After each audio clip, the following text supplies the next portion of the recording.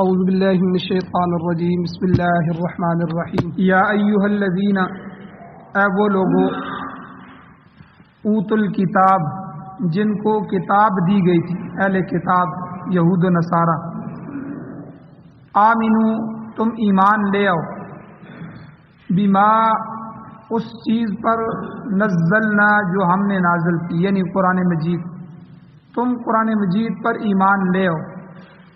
حالانکہ قرآن مجید مصدقا لما، تصدیق کرنے والا ہے اس کا کہ معاکم، جو تمہارے پاس ہے، یعنی تمہارے پاس جو کتابیں ہیں، تورات، انجیل وغیرہ، قرآن تو ان کی تصدیق کرنے والا ہے کہ یہ بھی اللہ کی کتابیں تھیں، تو تم ایمان لے آؤ اس قرآن پر، من قبل، اس سے پہلے کہ ان نطمس، ہم مٹا دیں، وجوہن، تمہارے چہروں، تمہارے چہرے مٹ جائیں اور ہم ان کو مٹا دیں، مسخ کر دیں ہم، اس سے پہلے اللہ کی اس کتاب قرآن پر ایمان لے آؤ۔ فنردھا، پس ہم پلٹا دیں گے، علی ادبارہا، تمہارے چہروں کو ان کی پشتوں کی طرف الٹا پھیر دیں گے، او نلعنہم، یا ہم ان پر لعنت بھیجیں، کما لعنا اصحاب السبت، جس طرح کہ ہم نے لعنت بھیجی ہے ہفتے کے دن زیادتی کرنے والوں پر۔ وکان امر اللہ مفعولا، اور اللہ کا حکم تو پورا ہو کر ہی رہتا ہے۔ ان اللہ، بے شک اللہ تعالی، لا یغفر، نہیں بخشش فرماتا، نہیں بخشتا، ان یشرک بہ، اس بات کو کہ اس کے ساتھ شریک ٹھہرایا جائے، اس کی ذات کے ساتھ شرک کیا جائے، اللہ اس کی بخشش کبھی بھی نہیں فرماتا۔ وَيَغْفِرُ مَا دُونَ ذَلِكَ، اور اللہ بخش دے گا اس کے علاوہ، لمن یشاء، جس کے لیے چاہے گا۔ شرک کے علاوہ جتنے بھی گناہ ہیں اللہ چاہے گا تو ان کی بخشش فرما دے گا، لیکن شرک کی بخشش نہیں۔ وَمَن يُشْرِكْ بِاللَّهِ، اور جو اللہ تعالیٰ کے ساتھ شریک ٹھہرائے گا، شرک کرے گا، فقد افترا اثما عظیما، پس بے شک اس نے بہت بڑے گناہ کا افترا باندھا ہے، بہت بڑا گناہ اللہ کی ذات پر باندھ دیا۔ الم تر الی الذین، اے میرے محبوب، کیا آپ نہیں دیکھتے ان لوگوں کی طرف، یزکون، جو پاک بتلاتے ہیں، انفسہم، اپنے آپ کو، بل اللہ یزکی من یشاء، بلکہ اللہ تعالیٰ جس کو چاہتے ہیں پاک کر دیتے ہیں، ولا یظلمون فتیلا، اور ان لوگوں پر ایک دھاگے کے برابر بھی ظلم نہیں کیا جائے گا۔ انظر، آپ دیکھیے کہ کیف یفترون، کس طرح وہ باندھتے ہیں، علی اللہ، اللہ تعالیٰ پر، الکذب، جھوٹی باتیں اللہ کی طرف منسوب کرتے ہیں، جھوٹ باندھ رہے ہیں اللہ پر۔ وکفی بہ اثما مبینا، اور یہ بات کافی ہے صریح گناہ ہونے کے سبب سے۔ سورۃ النساء کی آیت نمبر 47، 48، 49 اور 50، یہ 4 آیتیں آج کے درس میں تلاوت ہوئی ہیں۔ آپ حضرات نے ان کا ترجمہ سماعت فرمایا۔ سب سے پہلے ربط آیات، ان آیتوں کا پچھلی آیتوں سے ربط کیا۔ گزشتہ درس میں اہل کتاب کی بعض بری اور کبھی خصلتوں کا اللہ تعالیٰ نے تذکرہ فرمایا کہ وہ اہل کتاب کی جہاں اور بری خصلتیں تھیں، ایک برائی یہ تھی کہ وہ حق اور صداقت، حق اور سچ کے مقابلے میں باطل پرستی کا شیوہ اختیار کرتے، ضدی لوگ تھے، متعصب لوگ تھے کہ حق بات کو ماننے کی بجائے کہ حضور آئے، حضور کے اوپر قرآن نازل ہوا، اس حق و صداقت کے مقابلے میں باطل پر ڈٹے رہے۔ اور دوسری برائی ان میں یہ تھی کہ اللہ کی کتاب کی تحریف کے مرتکب ہوئے، کہ جہاں جی چاہا اللہ کی کتاب کو بدل دیا۔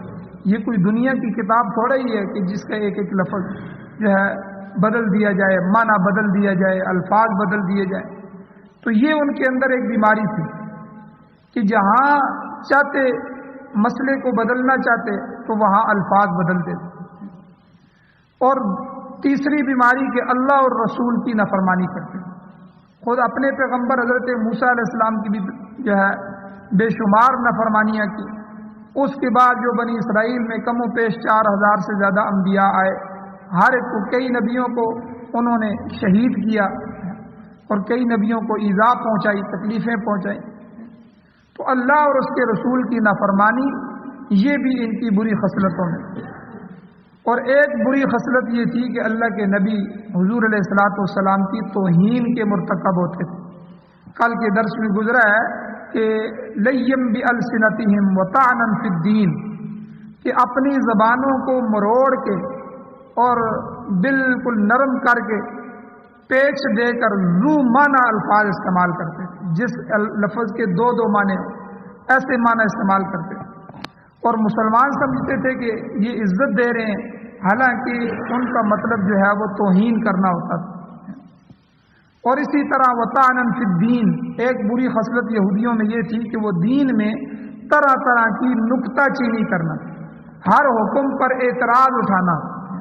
کل جس طرح میں نے کہا کہ تعدد ازواج جو ہے، حضور کی کئی شادیاں، مسلمانوں کو جو 4 شادیوں کی اجازت دی گئی، اس پر اعتراض اٹھائے اور کئی چیزوں پر اعتراضات اٹھاتے، تو طرح طرح کی نکتہ چینی کرتے. تو یہ یہودیوں کی 4-5 خصلتیں تھیں جو پچھلے درس میں بیان ہوئیں. اب آج کے درس کی آیات میں اللہ تعالیٰ نے اہل کتاب کو ڈائریکٹ دھمکی دی ہے، وعید سنائی کہ اس قرآن پاک پر ایمان لے آؤ، آمنو بما نزلنا، اس پر ایمان لے آؤ جو ہم نے نازل کی ہے، ورنہ ہو سکتا ہے کہ تمہاری شکلیں بگاڑ دی اور تم پر اس طرح لعنت بھیجی جائے جس طرح اصحاب سبت پر، یعنی ہفتے والے دن جو لوگوں کو روکا گیا تھا، ان لوگوں نے روکنے کے باوجود ہفتے والے دن کاروبار کیا، دوسرے معاملات کیے، تو جس طرح انہیں بندر اور خنزیر بنا دیا گیا، تو تمہیں بھی اسی طرح بنا دیا جائے گا، تم پر بھی اسی طرح لعنت اللہ کی آئے گی. ان آیات کے شان نزول کے متعلق مؤرخ ہیں محمد ابن اسحاق رحمہ اللہ، وہ بیان کرتے ہیں کہ یہ کیوں نازل ہوئی یہ آیات. کہ ایک موقع پر حضور نبی کریم صلی اللہ علیہ وسلم نے یہودی علماء کی دعوت کی، یہودی علماء کو جمع کیا اور ان علماء کو دعوت دی اور انہیں خطاب فرمایا. حضور نے فرمایا اے احبار یہود، جس طرح ہمارے بڑوں کو اہل علم کو علماء کہتے ہیں، مفتیان کہتے ہیں، اسی طرح یہودیوں کو کے بڑوں کو احبار کہتے ہیں. تو اور اسی طرح عیسائیوں کے جو بڑے ہیں ان کو پادری کہتے ہیں. تو یہ احبار تھے، بڑے علماء.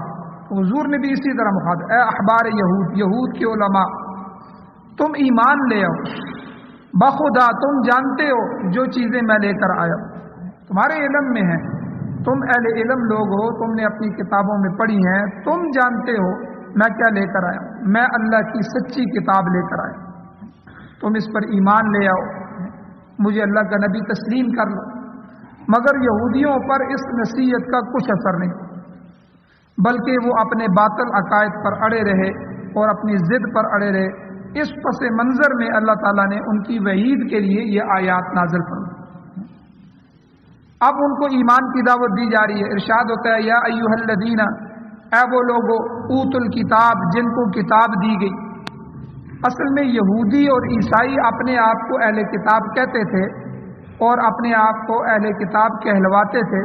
تو عیسائی چونکہ انجیل کے حامل ہونے کے دعوے دار تھے کہ ہمارے پاس انجیل ہے اللہ کی کتاب، تو ہم اہل کتاب ہیں، اور یہودی تورات کے دعوے دار تھے کہ ہمارے اوپر تورات اتری ہے، ہم بھی اہل کتاب ہیں. تو قرآن پاک کی اصطلاح میں بھی انہیں اہل کتاب کہا گیا، دونوں کو. تو اس لیے قرآن پاک میں جہاں بھی اہل کتاب کا لفظ آئے یا اوت الکتاب، جن کو کتاب دی گئی، تو ان سے مراد یہود اور نصارہ ہی ہوتے ہیں، یہودی اور عیسائی. تو گزشتہ درس میں بھی گزرا ہے کہ اللہ تعالیٰ نے فرمایا کہ اوتو نصیبا من الکتاب، کہ ان کو کچھ حصہ کتاب کا دیا گیا. اس کے 2 معنی پیچھے ذکر ہوئے ہیں. ایک تو یہ کہ جن کے پاس صرف الفاظ باقی ہیں، روح باقی نہیں ہے، صرف لفظ ان کے پاس ہیں، وہ پڑھتے ہیں، عمل نہیں کرتے. اور دوسرا اس کا معنی یہ ہے کہ ان کے پاس اصل حالت میں کتاب کا کچھ حصہ ہی باقی ہے، باقی سب وہ تحریف کی نظر ہو چکا ہے، انہوں نے اس کو رد و بدل کر دیا۔ تو تاہم اس آیت میں مطلقاً اہل کتاب کو خطاب ہے کہ آمنوا بما نزلنا، اس چیز پر ایمان لے آؤ جس کو ہم نے نازل کیا ہے، یعنی قرآن پاک۔ اور قرآن پاک کیسی کتاب ہے؟ اللہ نے فرمایا، اس کی صفت بیان فرمائی کہ وہ ایسی کتاب ہے کہ مصدقا لما معکم، جو تصدیق کرتی ہے اس چیز کی جو تمہارے پاس ہے، یعنی تورات اور انجیل۔ قرآن نے آ کر پہلی کتابوں کی تصدیق کی۔ تو یہاں یہ یاد رکھیں کہ ہر بعد میں آنے والی کتاب پہلے کتاب کی تصدیق کرتی ہے، اور ہر بعد میں آنے والا نبی پہلے انبیاء علیہ السلام کا مصدق ہوتا ہے، تصدیق کرنے والا ہوتا ہے۔ چنانچہ قرآن پاک بعد میں آیا، سب سے آخر میں آیا، تو قرآن پاک نے آ کر تورات، زبور، انجیل، صحیفے اور جتنی بھی کتابیں اور صحیفے نازل ہوئے ان کے منظم من اللہ، کہ یہ اللہ کی طرف سے نازل کیے گئے ہیں، اس بات کی تصدیق۔ اور حضور چونکہ آخری نبی ہیں، خاتم النبیین صلی اللہ علیہ وسلم ہیں، اس لیے حضور نے سابقہ تمام انبیاء کے برحق ہونے کی بھی تصدیق کی۔ تو البتہ ہمارے ہاں، ہمارے مسلک میں، ہمارے مذہب اور شریعت میں یہ ضروری ہے کہ جس طرح ہم اپنے اسلام پر عمل کریں، اسی طرح تمام نبیوں پر اور تمام کتابوں پر ایمان لانا بھی ضروری ہے۔ اگر کوئی آدمی سارے اسلام پر بھی عمل کرتا ہے، نماز بھی پڑھتا ہے، حج بھی کرتا ہے، زکوٰۃ بھی دیتا ہے، سارے اعمال کرتا ہے، لیکن کہتا ہے میں موسیٰ علیہ السلام کو نہیں مانتا، ایک نبی کا انکار کر دیتا ہے، یا میں زبور کو نہیں مانتا، وہ کتاب تھی ہی نہیں، اللہ کی طرف سے نہیں تھی، کتاب کا انکار کر دیتا ہے، تو آدمی کفر میں چلا جاتا ہے۔ تو اس لیے ہمارے کتاب نے، یعنی قرآن مجید نے پچھلی ساری کتابوں کی تصدیق کی کہ یہ وہ کتابیں ہیں جو اپنے اپنے وقت میں اپنے اپنے پیغمبروں پر ان کی قوموں کی اصلاح کے لیے نازل ہوئی۔ اور نبی بھی جو ہے، حضور علیہ السلام بھی پہلے نبیوں کی تصدیق کرتے ہیں کہ یہ فلاں فلاں انبیاء فلاں فلاں علاقے میں فلاں فلاں قوم پر ان کی ہدایت کے لیے نازل جو ہے بھیجے گئے۔ تو یہاں بھی جو ہے اللہ تعالیٰ نے یہی فرمایا کہ یہ قرآن پاک کی صفت ہے کہ مصدقا لما معکم، کہ یہ تو ان کتابوں کی تصدیق کرنے والا ہے جو تمہارے اوپر نازل ہوئی ہیں، تو پھر بھی تم قرآن کو نہیں مانتے، ایمان لے آؤ۔ البتہ سابقہ امتوں نے خود اپنی کتابوں میں خرابی ڈالی ہے اور ان میں تحریف کے مرتکب ہوئے ہیں۔ اس بات کا اظہار قرآن پاک میں بھی اللہ تعالیٰ نے سورہ مائدہ میں کیا ہے۔ اللہ فرماتے ہیں یا اہل الکتاب، اے اہل کتاب، قد جاءکم رسولنا، تمہارے پاس ہمارا رسول آ گیا ہے، یبین لکم کثیرا، جو تمہاری بہت سی ایسی باتوں کو بھی بیان کرتا ہے، مما کنتم تخفون من الکتاب، جو تم کتاب میں سے چھپاتے ہو، تمہاری چھپائی ہوئی باتوں کو، مسخ شدہ باتوں کو۔ اللہ کے نبی اسلام نے کتنے یہودیوں کو یہ کہا کہ تمہاری کتاب میں یہاں اس جگہ یہ نہیں لکھا تھا، یا یہ حکم اب بھی موجود نہیں ہے۔ تو اللہ تعالیٰ کہتے ہیں ہمارا وہ رسول آ گیا ہے جو تمہاری وہ رد و بدل کی ہوئی، تحریف کی ہوئی، مسخ کی ہوئی، تبدیل کی ہوئی باتوں کو بھی تمہارے سامنے لاتا ہے۔ وَيَعْفُو عَنْ كَثِيرٍ، اور بہت سی باتوں سے وہ درگزر بھی کرتا ہے، یعنی تمہاری بہت سی خصلتیں اور برائیاں ایسی ہیں جنہیں وہ ظاہر نہیں کرتا، اللہ ظاہر نہیں کرتے تو پیغمبر بھی نہیں بتاتا، لہذا تم قرآن پر ایمان لاؤ جو تمہاری کتابوں کی تصدیق کر رہا ہے۔ اب اللہ تعالیٰ نے یہاں ان کو گویا کہ وعید سنائی، دھمکی دی۔ اللہ نے کہا من قبل ان نطمس وجوہا، اس سے پہلے پہلے ایمان لے آؤ کہ تمہارے چہرے مٹا دیے جائیں، تمہارے چہرے مسخ کر دیے جائیں، تمہارے چہرے بگاڑ دیے جائیں۔ اور فنردھا علی ادبارہا، پس چہروں کو اللہ پشتوں کی طرف پھیر دے، یعنی آدمی سیدھا کھڑا ہو اور چہرہ پیچھے کی طرف چلا جائے تو یہ یعنی پشت کی طرف، تو ایسے حالت آنے سے پہلے پہلے تم ایمان لے آؤ۔ جب اللہ کا غضب جوش میں آ جاتا ہے تو پھر ایسا ہوتا ہے کہ دنیا میں لوگوں کی شکلیں جو ہے وہ مسخ کر دی جاتی ہیں۔ قرآن پاک میں کتنی نافرمان قوموں کا ذکر ہے، قوم عاد، قوم ثمود، اور کتنی قوم شعیب، قوم لوط، اور کتنی قوموں کا ذکر ہے جن کی شکلیں بگاڑ دی گئی اور انہیں جانوروں کی شکل میں تبدیل کر دیا گیا۔ حضور علیہ الصلوۃ والسلام کی حدیث موجود ہے، حضور نے فرمایا کہ آخری زمانے میں بھی ایسا ہوگا کہ قرب قیامت میں بھی بعض لوگوں کی شکلیں مسخ کر دی جائیں گی، اب آپ اندازہ لگائیں، جب کسی آدمی کا دل، قلب اور ذہن جو ہے یہ باطنی گمراہی سے بھر جاتا ہے تو ظاہر ہے باطنی طور پر اس کی شکل بگڑ جاتی ہے، اور یہ شر کا پہلا درجہ ہے۔ اس کا آخری درجہ یہ ہوگا کہ ظاہر بھی شکلیں بگڑ جائیں گی، کہ ظاہر بھی آدمی کی شکل بگڑ جائے۔ حالانکہ عام طور پر ایسا نہیں ہوتا، تاہم اکا دکا کہیں واقعہ پیش آ جاتا ہے تو یہ عین ممکن ہے، اور قرب قیامت میں یہ ہوگا۔ ظاہر بات ہے قرب قیامت میں تو پھر حضور علیہ السلام کی امت ہی چل رہی ہے، تو یعنی حضور کے بتانے کا مطلب یہ ہے کہ یہ امت ہماری، میری امت کے لوگ بھی قرب قیامت میں یہودیوں اور عیسائیوں کی طرح ہو جائیں۔ جس طرح انہوں نے اپنی کتابوں کا حال کیا، یہ بھی قرآن پاک کے ساتھ اسی طرح کریں، یعنی قرآن کو پس سے پشت ڈال۔ آج دیکھیں ہمارے ملک کی عدالت میں آپ قرآن کو لے کے جائیں نا، قرآن کی کیا حیثیت ہے آپ کی عدالت؟ وہ کہیں گے یہاں بھائی پہلے کا انگریز کا قانون چل رہا ہے، فلاں دفعہ لگے گی، فلاں دفعہ لگے گی۔ یہ دفعات کہاں سے لکھے گئے ہیں؟ یہ سارے دفعے وہ انگریز کی عدالت کے چل رہے ہیں۔ جو ہندوستان میں انگریز تھا اس نے ہمارے اوپر جو ہے وہ 100 سال سے زیادہ حکومت کی ہے، تو اس نے جو جو دفعے مقرر کیے تھے وہی انگریزی قوانین چل رہے ہیں۔ اب جرم کرنے والا بھی قرآن کی سزا پر راضی ہو جائے تو تب بھی قرآن کے مطابق اس کو جرم نہیں، اس کی جو ہے سزا مقرر نہیں کی جا سکتی۔ تو ہم نے قرآن کو کیا کیا ہے؟ تو پہلے تو لوگ جو ہے وہ صرف قرآن کو چلو پڑھ لیتے تھے، عملی زندگی میں کمزور تھے، آج تو ہم نے قرآن کو پڑھنا بھی چھوڑ دیا۔ تو حضور علیہ السلام نے 1400 سال پہلے بتایا کہ قرب قیامت میں بھی بعض لوگوں کی شکلیں اللہ مسخ کر دیں گے، ان کو بندر اور خنزیر بنا دیں گے۔ اب باطنی طور پر تو ہم مسخ شدہ ہو چکے ہیں، انسان حیوان بن گیا ہے، جھوٹ انسان بول رہا ہے، ایک دوسرے کو دھوکہ دے رہا ہے، جھوٹی قسمیں اٹھائی جا رہی ہیں، اور ایک دوسرے کو کاٹنے کے لیے تیار ہے، چھوٹی چھوٹی باتوں پہ جو ہے قطع تعلقی کی جا رہی ہے، تعلق اور رشتے توڑے جا رہے ہیں۔ وہ کون سی برائی اور وہ کون سا گناہ ہے جو اب اس امت میں جاری نہیں ہو؟ تو باطنی طور پر وہ تو ہم بگڑ چکے ہیں، ہماری فطرت مسخ ہو چکی ہے۔ جس آدمی کو فطرت ہی مسخ ہو جائے وہ فطرت پر ہی نہ رہے۔ اب دیکھیں جھوٹ بولنا عام آدمی اگر مسلمان نہ بھی ہو، ہندو بھی پسند نہیں کرتا، دھوکہ دینا دنیا کی کوئی قوم بھی پسند نہیں کرتی کہ مجھے کوئی دھوکہ دے۔ تو یہ چیزیں تو فطرت کے مطابق ہے، تو اسلام بھی عین فطرت ہے کہ اسلام نے بھی آ کر یہی چیزیں بتائی ہیں۔ صفائی ہر چیز چاہتا ہے کہ میں صاف ستھرا رہوں، میرا گھر صاف ستھرا رہے، میں جہاں بیٹھوں وہ جگہ صاف ستھری ہو۔ تو جب آدمی کی فطرت مسخ ہو جاتی ہے تو وہ جو ہے ہوتا ہے انسان ہے، لیکن اصل میں وہ انسان نما حیوان بن جاتا ہے، اس کے اندر بدل جاتا ہے۔ تو اللہ نے نبی نے فرمایا کہ ایک تو فطرت مسخ ہو جانی ہے، ایک تو باطن یعنی اندر مسخ ہو جانا ہے، ایک ہے ظاہر مسخ ہو جانا۔ قرب قیامت میں ایسا ہوگا کہ بعض لوگوں کی شکلیں اللہ مسخ کر دے۔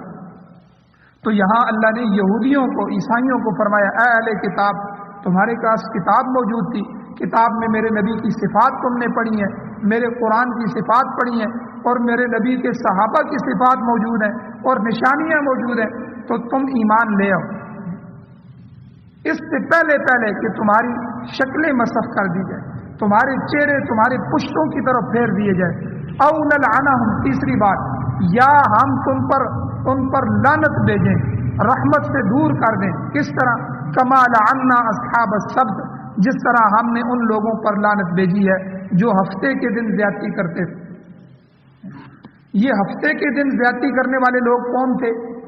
یہ بنی اسرائیل کا ایک فرقہ تھا، ان کو اللہ نے حکم دیا تھا کہ وہ ہفتے کے دن کوئی کاروبار نہ کریں، بس ہفتے کے دن ان کا عبادت کا دن، جس طرح ہمارا جمعے کا دن ہوتا ہے، لیکن اللہ تعالیٰ نے ہمارے اوپر مہربانی فرمائی ہے کہ اللہ تعالیٰ نے کہا ہے کہ مسلمان جمعے کے دن جو ہے وہ کاروبار کر سکتا ہے، لیکن اذان کے ساتھ اللہ نے کاروبار کو حرام کرا دیا۔ جمعے کی اذان ہو بس کاروبار بند کر دیں۔ یہ جو ہماری دکانوں میں ہوتا ہے نا کہ ایک بندہ نماز پڑھ آئے کہ پھر دوسرا آ کے پڑھ لے، یہ شرعاً جائز نہیں ہے، یاد رکھیں۔ بس اذان ہوئی تو اذان کے بعد کاروبار جائز نہیں ہے۔ یہ تو اللہ نے کتنا احسان فرمایا کہ اس گھنٹے کے لیے، آدھے گھنٹے کے لیے یا 1.5 घंटे के लिए अल्लाह ने हमारे ऊपर कारोबार रोक दिया कि भाई ये मेरा हुक्म आ गया। तो ये इम्तिहान था उस फिरके के लिए। अल्लाह ने फरमाया कि हफ्ते वाले दिन तुमने पूरे दिन कोई कारोबार नहीं करना, पूरा दिन मना। अब उन्होंने क्या किया कि उन्होंने हीले बहाने शुरू कर दिए।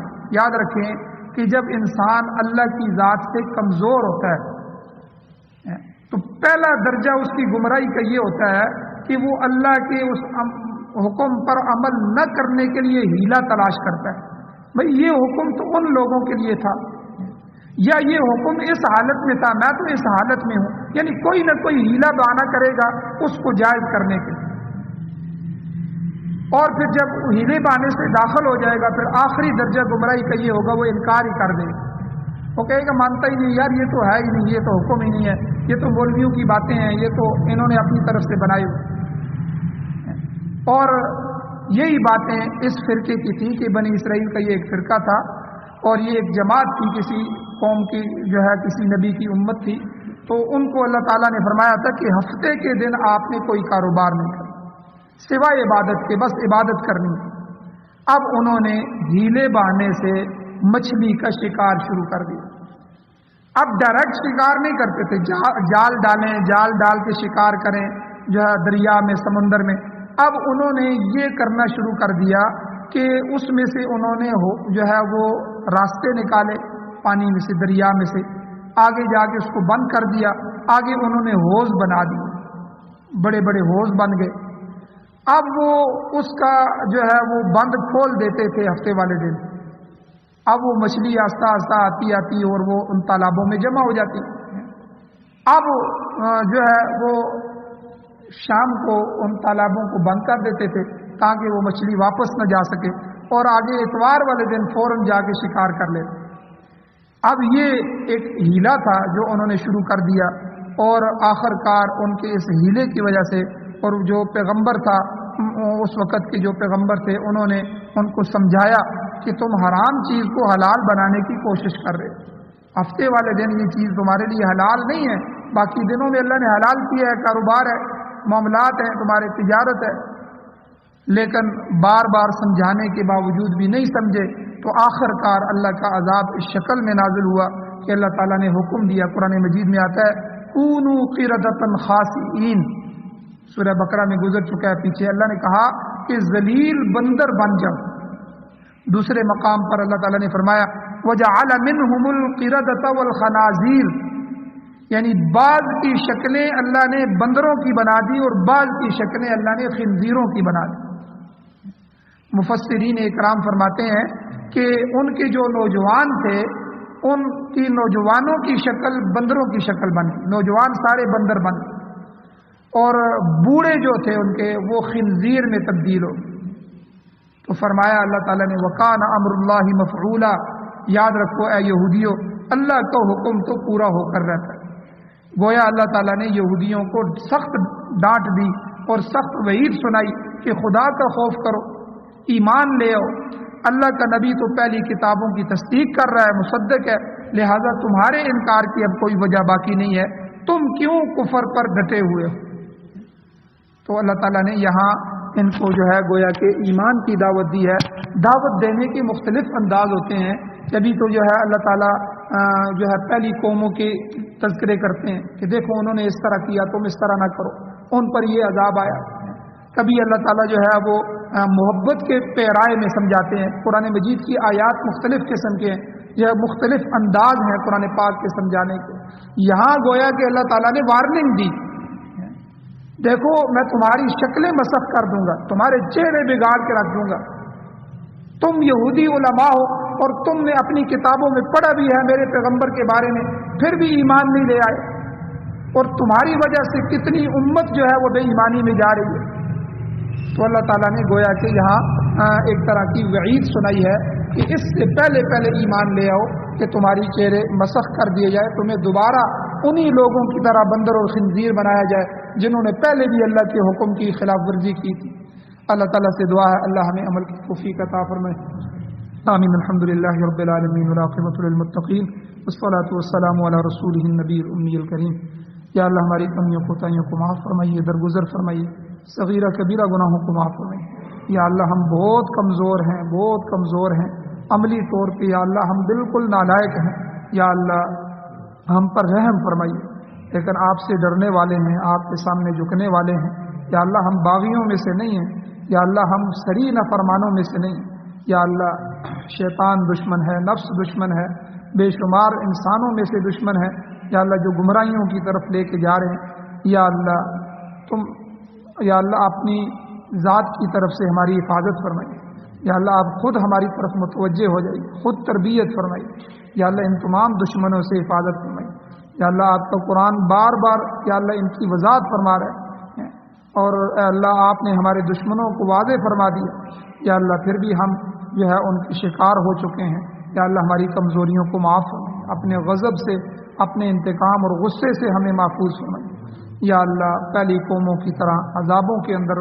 یا اللہ مبتلا نہ فرمائیے، یا اللہ آج قوم مختلف عذابات کے اندر ہے، یا اللہ ہم پھر بھی توبہ کی طرف نہیں آ رہے، یا اللہ ہمیں اپنی ذات کی طرف رجوع نصیب فرمائیے، یا اللہ اپنے ذات کے ساتھ تعلق کو مضبوط فرمائیے، یا اللہ قرآن کے ساتھ تعلق کو مضبوط فرمائیے، یا اللہ ہماری کمیوں کوتاہیوں کو، سستیوں کو دور فرمائیے، غفلتوں کو دور فرمائیے، دین کے لیے مستعد اور یا اللہ ہوشیار فرمائیے، یا اللہ نبی علیہ الصلوۃ والسلام اہل بیت صحابہ کرام سے محبت نصیب فرمائیے، یا اللہ ان کے نقش قدم پر چلنا نصیب فرمائیے، قرآن و سنت کی حکومتیں نصیب فرمائیے، قرآن و سنت کا غلبہ نصیب فرمائیے، بیماروں کو شفا عطا فرمائیے، یا اللہ پریشان حالوں کی مدد فرمائیے، جو حضرات ایمان کی حالت سے اس دنیا سے جا چکے ہیں یا اللہ ان سب کی بخشش فرمائیے، ان سب کو معاف فرمائیے، یا اللہ ہماری دعاؤں کو محض اپنے فضل و کرم سے یا اللہ قبول فرمائیے۔ صلی اللہ تعالی علی خیر خلقہ محمد و آلہ و اہل بیتہ و ازواجہ و ذریتہ اجمعین برحمتک یا ارحم